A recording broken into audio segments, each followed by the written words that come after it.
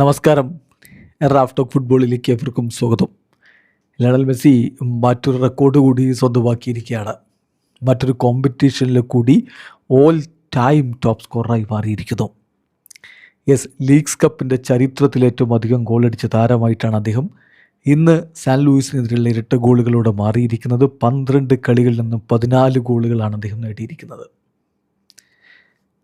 ഇപ്പം ഡെനീസ് ബുവാങ്കയാണ് രണ്ടാമതായി പോയത്. പക്ഷെ അദ്ദേഹവും കളി തുടരുന്നയാളാണ്. 12 കളികളിൽ നിന്ന് 13 ഗോളുകൾ അദ്ദേഹത്തിനുണ്ട്.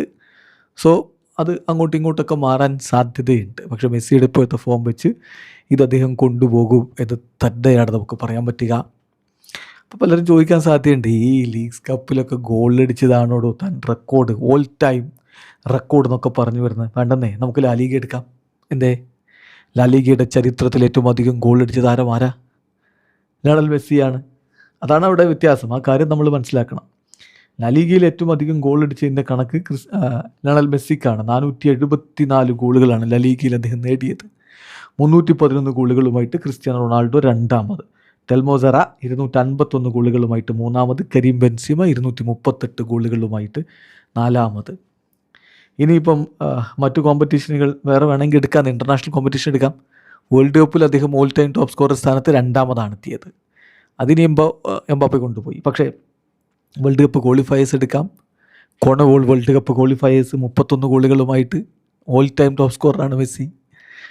അവിടെ 29 ഗോളുകളുമായിട്ട് സുവാരസ് രണ്ടാമതാണ്. കളി നിർത്തിയിട്ടുണ്ടല്ലോ സുവാരസ്. മാർസലോ മാർട്ടിൻസ് ബൊളീവിയയുടെ താരം 22 ഗോളുകളുമായിട്ട് മൂന്നാമത്. അലക്സിസ് സാഞ്ചസ് 20 ഗോളുകളുമായിട്ടാണ് നാലാമത് നിൽക്കുന്നത്.